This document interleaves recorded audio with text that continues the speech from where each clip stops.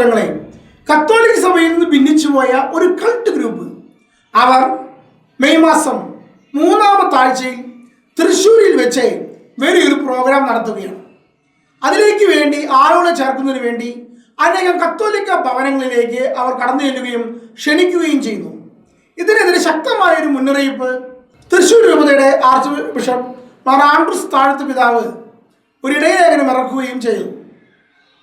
എന്താണ് ഈ കൾട്ട് ഗ്രൂപ്പിലൂടെ കത്തോലിക്ക സഭയ്ക്ക് എതിരെ പറയുന്ന സന്ദേശങ്ങളെന്ന് നമ്മൾ മനസ്സിലാക്കണം. ഒന്നാമത് അവർക്കിടയിൽ കാണുന്ന ഒരു പാഷണ്ഡത എന്ന് പറയുന്നത് മോണ്ടനിസം എന്ന പാഷണ്ഡതയാണ്.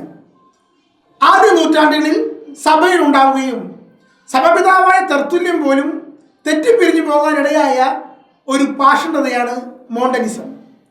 രണ്ടാമത്തേത് അവർക്കിടയിലുള്ള പാഷണ്ഡത എന്ന് പറയുന്നത് പാതാളത്തെയും നരകത്തെയും കുറിച്ചുള്ള പ്രബോധനമാണ്.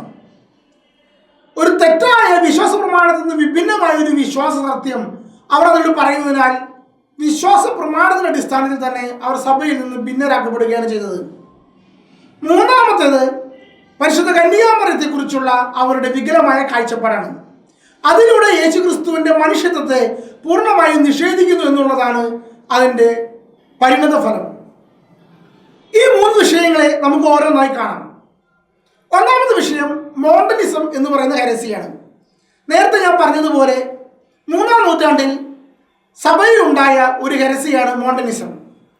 മോണ്ടൈൻ എന്ന് പറയുന്ന വ്യക്തിയാണ് ഇത് ആരംഭിച്ചത്. ഇദ്ദേഹത്തിൻ്റെ പഠനം എന്ന് പറയുന്നത് യേശുക്രിസ്തു പറഞ്ഞ വരാനിരിക്കുന്ന സത്യാത്മാവ് താനാണെന്നും പരിശുദ്ധാത്മാവിൻ്റെ അവതാരമാണ് താനെന്നും അദ്ദേഹം പഠിപ്പിച്ചു. അദ്ദേഹത്തിൻ്റെ കീഴിൽ 2 സ്ത്രീകൾ പ്രധാനമായും വരങ്ങൾ ഉപയോഗിച്ച് ഭാഷകൾ പറയുകയും അതുപോലെ തന്നെ ഭാവി പറയുകയും ചെയ്തിരുന്നു. ഇങ്ങനെ ഒരു വലിയൊരു ജനക്കൂട്ടത്തെ ആൾക്കൂട്ടത്തെ അവർ രൂപപ്പെടുത്തുകയും സഭയ്ക്കുള്ളിൽ തന്നെ ഭിന്നിക്കുന്ന ഒരു വിഭാഗമായി മാറുകയും ചെയ്തു. അവരുടെ പ്രധാനപ്പെട്ട പ്രബോധനം എന്ന് പറയുന്നത് ഈ കാലഘട്ടത്തിൽ പരിശുദ്ധാത്മാവ് എന്നിലൂടെയാണ് പ്രവർത്തിക്കുന്നത്, അതിനുശേഷം ലോകാവസാനം കടന്നു വരും, എന്നിലൂടെ ദൈവത്തിൻ്റെ ആത്മാവ് എന്നതുകൊണ്ട് ഞാൻ പറയുന്നതാണ് വിശ്വാസത്തിൻ്റെ അടിസ്ഥാന സത്യം, അടിസ്ഥാന വാക്ക്. അതിനു മുമ്പുണ്ടായിരുന്ന സഭയുടെ പ്രബോധനങ്ങളോ തിരുവചനമോ തന്നെ യഥാർത്ഥമല്ല, അല്ലെങ്കിൽ അത് ഇപ്പോൾ നോക്കേണ്ടതില്ല. ഇപ്പോൾ എന്നിലാണ് പരിശുദ്ധാത്മാവ്. ബൈബിളിൽ ഉണ്ടായിരുന്ന ആ കാലഘട്ടത്തിൽ വ്യക്തികൾക്ക് അന്ന് പരിശുദ്ധാത്മാവ് ഉണ്ടായിരുന്നു. ആ പരിശുദ്ധാത്മാവ് ഇന്ന് എൻ്റെ ഉള്ളിലാണുള്ളത് എന്നാണ് മോണ്ടൈൻ പഠിപ്പിച്ചിരുന്നത്. അതുകൊണ്ട് തന്നെ അവരുടെ പ്രവർത്തനങ്ങൾ കുറച്ച് വൈകാരികമായ പ്രബോധനങ്ങളും വൈകാരികമായ പ്രകടനങ്ങളും ധാരാളമായി ഉണ്ടായിരുന്നു. ഭാഷകൾ സംസാരിക്കുകയും അതുപോലെ ഉന്മാദമായ പ്രാർത്ഥന രീതികളും അവർക്കിടയിൽ ഉണ്ടായിരുന്നു. മോണ്ടൈൻ്റെ ഈ പ്രബോധനത്തിലൂടെ അനേകം പേർ പ്രവേശിക്കുകയും ചെയ്തു. യഥാർത്ഥത്തിൽ ഇതിനുള്ളിൽ പ്രവർത്തിക്കുന്ന ആത്മാവ് ഏതാണെന്ന് നാം സംശയിക്കേണ്ടിയിരിക്കുന്നു.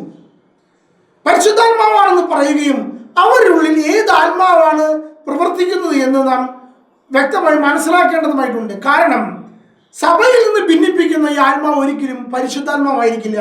പരിശുദ്ധാത്മാവായ ദൈവം ഐക്യത്തിൻ്റെ ആത്മാവാണ്, ഭിന്നതയുടെ ആത്മാവല്ല. അപ്പോൾ നമ്മൾ ഈ വിഷയത്തിലേക്ക് വരികയാണ്. പലപ്പോഴും ഇവർ പറയുന്ന പ്രബോധനം എന്ന് പറയുന്നത് മരിച്ചുപോയ വ്യക്തികളുടെ ആത്മാവിനെ പാതാളത്തിൽ നിന്ന് അല്ലെങ്കിൽ നരകത്തിൽ നിന്ന് മോചിപ്പിച്ച് അവർക്ക് സ്നാനം നൽകിക്കൊണ്ട് സ്വർഗത്തിലേക്ക് പ്രവേശിപ്പിക്കുന്നു എന്നുള്ളതാണ്. അപ്പം അതിനായി അവർ കാണിക്കുന്ന ബൈബിൾ ഭാഗങ്ങളുണ്ട്. യേശുക്രിസ്തു പാതാളങ്ങളിൽ ഇറങ്ങിയെന്ന വിശ്വാസ പ്രമാണത്തിൻ്റെ ഭാഗവും, അതുപോലെ തന്നെ യേശുക്രിസ്തു ബന്ധനസ്ഥരായ ആത്മാക്കളുടെ അടുക്കിലേക്ക് കടന്നു ചെന്ന് അവരോട് സുവിശേഷം പ്രസംഗിച്ചു എന്നുള്ള പത്രോസ്ലീഹായുടെ ലേഖനത്തിലുള്ള 1 പത്രോസ് 3-ാം അധ്യായം 18 മുതൽ തിരുവചനങ്ങളിലുള്ള ഭാഗവും എല്ലാം എടുത്തുകൊണ്ട് ഇപ്രകാരം പാതാളത്തിൽ നരകത്തിലുള്ള ആത്മാക്കൾ തിരിച്ച് യേശുക്രിസ്തുവിന്റെ സുവിശേഷം വഴി മാനസാന്തരപ്പെടുത്തി മാമോദിസ നൽകി സ്വർഗത്തിലേക്ക് പ്രവേശിപ്പിക്കാൻ സാധിക്കുമെന്നുള്ള പ്രബോധനമാണ് ഇവർ നൽകുന്നത്. അതിനാൽ നരകമെന്നൊരവസ്ഥ താൽക്കാലികമാണ്, നിത്യമല്ല എന്നുള്ള പ്രബോധനം ഇതിൽ കടന്നു വരുന്നു. രക്ഷ എന്ന് പറയുന്നത് മരണശേഷവും സാധ്യമാണ്. മരിച്ച നരകത്തിൽ പോയാലും അവരെ തിരികെ സ്വർഗത്തിലേക്ക് പ്രവേശിപ്പിക്കുവാൻ ഭൂമിയിലുള്ള മനുഷ്യർക്ക് സാധിക്കും എന്നുള്ള രീതിയിലുള്ള പ്രബോധനവും ഇതിൽ കടന്നു വരുന്നു.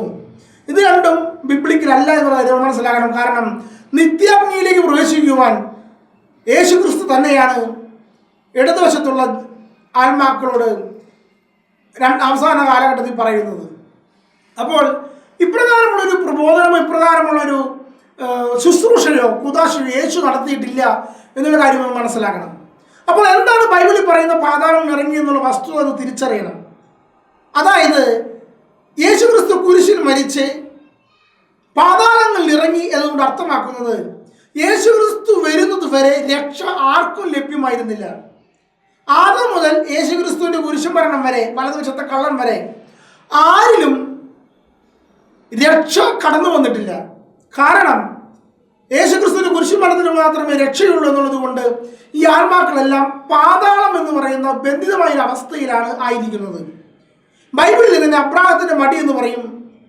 ഉൽപ്പത്തി പുസ്തകത്തിൽ തന്നെ യാക്കോബ് തൻ്റെ മകൻ മരിച്ചു എന്ന് കരുതി തൻ്റെ ആത്മാവ് പാതാളത്തിൽ വിശ്രമം നൽകുകയില്ല എന്ന് പറയുന്നത് നമുക്ക് കാണാൻ സാധിക്കും. ഇതാണ് പാതാളം എന്ന അവസ്ഥ. എന്നാൽ യേശുക്രിസ്തു പാതാളങ്ങളിൽ ഇറങ്ങിയപ്പോൾ യേശുക്രിസ്തു എന്ന മനുഷ്യനിൽ ദൈവമുള്ളതിനാൽ ദൈവം പാതാളത്തിലേക്ക് കടന്നു വന്നു എന്നുള്ളത് കൊണ്ട് പാതാളം എന്ന അവസ്ഥ സ്വർഗമായി മാറുകയാണ്. അതായത് പാതാളത്തിൻ്റെ അവസ്ഥ എന്നേക്കുമായി അവസാനിക്കുകയാണ് ചെയ്യുന്നത്. അതുകൊണ്ടാണ് നമ്മൾ സീറോ മലബാർ സഭയുടെ കുർബാനയിൽ സർവാധിപന കർത്താവ് എന്ന ഗാനം ആലപിക്കുമ്പോൾ ആ ഗാനത്തിൻ്റെ അവസാനത്തെ സ്റ്റാൻസ് മർത്യന് നിത്യം അഘോനതമാ മുത്താനം നീ അരുളുന്നു അക്ഷയമുള്ള ആത്മാവിന് ഉത്തമ രക്ഷയുമേകുന്നു എന്നുള്ള ഗാനം ആദം യേശുക്രിസ്തുവിൻ്റെ പാതാളത്തിലേക്കുള്ള വരവിനെ സ്വീകരിച്ചുകൊണ്ട് പാടുന്നതായിട്ടാണ് സഭാപിതാക്കന്മാർ പറയുന്നത്. ഇപ്രകാരം പാതാളം എന്നേക്കുമായി പൂട്ടിട്ടുകൊണ്ട് യേശുക്രിസ്തു സകല വിശുദ്ധരോടുകൂടെ പുറത്തേക്ക് കടന്നു വന്നു എന്നുള്ളതാണ് വിശ്വാസത്തിന്റെ അടിസ്ഥാനപരമായ പ്രമാണം എന്ന് പറയുന്നത്. പാതാളങ്ങളിൽ ഇറങ്ങി ഈശോ സുവിശേഷം പ്രസംഗിച്ചു എന്നതിൻ്റെ അർത്ഥം. അതായത് ഇപ്പോൾ പാതാളം എന്ന അവസ്ഥ ഇല്ല എന്ന് നമ്മൾ മനസ്സിലാക്കണം. കാരണം യേശുക്രിസ്തു കുരിശിൽ രക്ഷ പൂർത്തീകരിച്ചു. അതിനാൽ ഇനി പാതാളം എന്നൊരു അവസ്ഥയുടെ ആവശ്യം തന്നെയില്ല.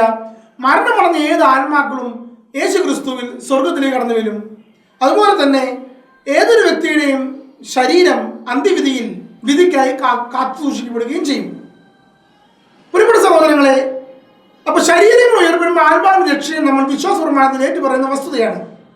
അപ്പോൾ നരകത്തിലേക്ക് പോകുന്ന ഒരു ആത്മാവിനെ രക്ഷിക്കാൻ സാധിക്കുമെന്ന് പറയുമ്പോൾ ഭൂമിയിൽ നാം എങ്ങനെ വേണമെങ്കിലും സുഖിച്ച് ജീവിച്ചുകൊള്ളുക, മരണശേഷം നമ്മുടെ ആത്മാവിനെ രക്ഷിക്കാൻ ഭൂമിയിലുള്ള ആളുകൾ എന്തെങ്കിലും ചെയ്താൽ മതി എന്നുള്ള രീതിയിലുള്ള വിശ്വാസത്തിലേക്കാണ് കടന്നു വരുന്നത്. മാത്രമല്ല, ഇവർ മരിച്ചുപോയ ആത്മാക്കളെ ഉപയോഗിച്ചുകൊണ്ട് അല്ലെങ്കിൽ മരിച്ചുപോയ ആത്മാക്കൾ പറയുന്നതായി അവരുടെ വിഷമങ്ങൾ എന്ന രീതിയിൽ പരിശുദ്ധാത്മാവിന്റെ പ്രവചനം എന്ന രീതിയിൽ അവതരിപ്പിക്കുന്നുണ്ട്. ഈ അവതരണം യഥാർത്ഥത്തിൽ പരിശുദ്ധാത്മാവിൽ നടക്കുന്ന പ്രവൃത്തിയല്ല എന്നുള്ളത് വളരെ വസ്തുതപരമായി നമുക്ക് മനസ്സിലാക്കാൻ സാധിക്കും. ഇത് എപ്രകാരമാണ് സംഭവിക്കുന്നത്?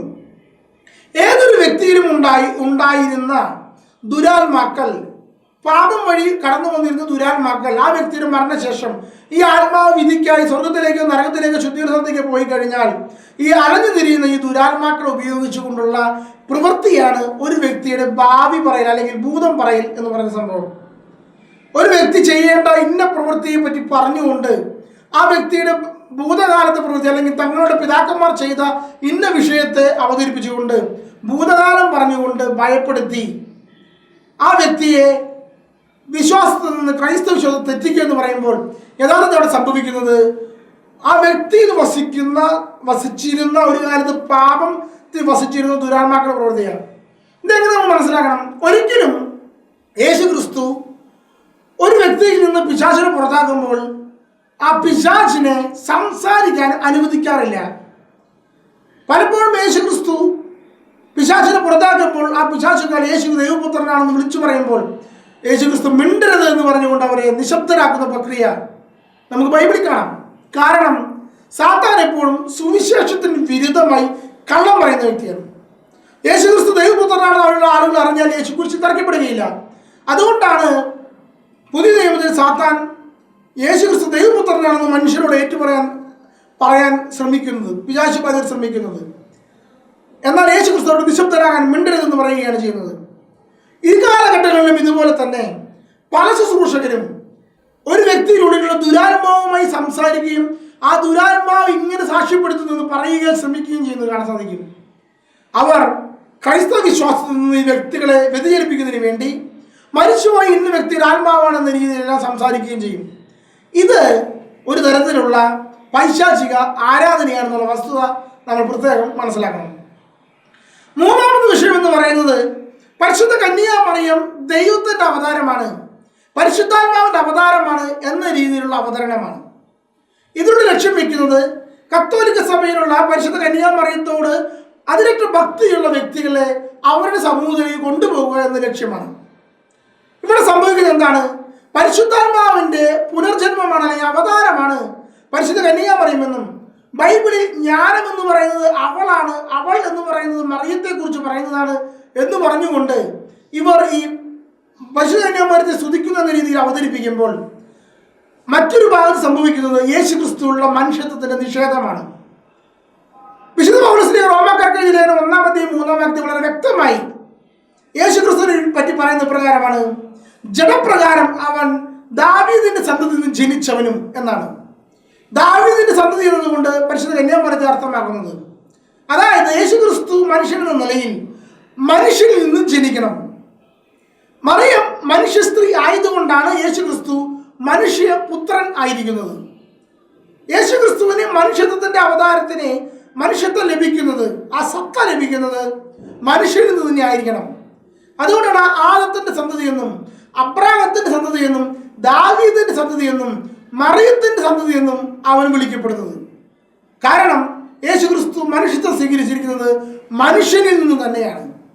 മറിയത്തെ ഇവിടെ ദൈവത്തിന്റെ അവതാരമാക്കി മാറ്റുമ്പോൾ യേശു ക്രിസ്തുവിന്റെ മനുഷ്യത്വമാണ് ഇല്ലാതാക്കി ശ്രമിക്കുന്നത്.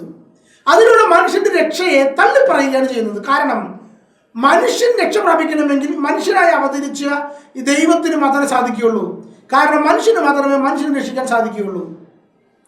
അതാണ് മനുഷ്യാവതാര രഹസ്യം എന്നതിൻ്റെ അടിസ്ഥാനം തന്നെ. പ്രിയപ്പെട്ട സഹോദരങ്ങളെ, ഇത്രയും വിശ്വാസ പ്രമാണമായ വിഷയങ്ങളിൽ ഭിന്നിച്ചു നിൽക്കുകയും ഉപയോഗിക്കുന്ന ആത്മാവിൻ്റെ പ്രവൃത്തി ഒരുപക്ഷെ ദുരാത്മാവിൻ്റെ യാഗം എന്നതിനാലുമാണ് സഭ ഇങ്ങനെയുള്ള ഗ്രൂപ്പുകളിലേക്ക് പോകുന്നതിന് കത്തോലിക്ക സഭ വിശ്വാസികളെ വിലക്കുന്നത്. നാം നമ്മുടെ സഭയുടെ കൂട്ടായ്മയിൽ നിന്ന് വിട്ടുപോകുന്നതിന് വേണ്ടി സാത്താൻ കാത്തിരിക്കുകയാണ്.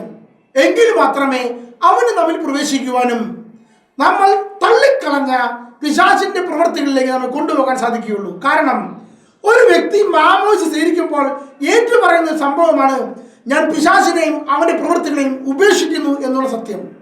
ഒരു വ്യക്തി മാമോദിസയെ തള്ളിപ്പറഞ്ഞുകൊണ്ട് കത്തോലിക്ക സഭയിൽ നിന്ന് വിട്ടുപോയിക്കൊണ്ട് മറ്റു സഭകളിലേക്ക് പ്രവേശിക്കുമ്പോൾ നഷ്ടമാക്കപ്പെടുന്നത് ഈ നമ്മൾ ഏറ്റുപറഞ്ഞ വിശ്വാസ സത്യം, അതായത് പിശാചിനെയും അവന്റെ പ്രവൃത്തികളെയും ഉപേക്ഷിക്കുന്നു എന്ന് പറയുന്ന ആ ഒരു വിഷയത്തെയാണ് സാത്താൻ അവസരം കണ്ടെത്തി നമ്മെ ചതിക്കുന്നത്.